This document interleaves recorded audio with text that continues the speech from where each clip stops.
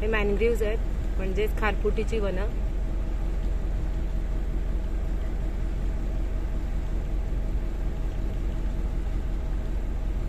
जैवविविधता मोठ्या प्रमाणावर इथे बघायला मिळते. आता थोडंसं आपण लांबून आहोत, त्यामुळे आतला बघायला मिळणार नाहीये. पण हा जो भाग आहे बघा, हा गंगा नदीच्या पाण्याबरोबर हा गाळ मोठ्या प्रमाणावर इथे येतो आणि त्यामुळेच हा त्रिभुज प्रदेश तयार झालेला आहे.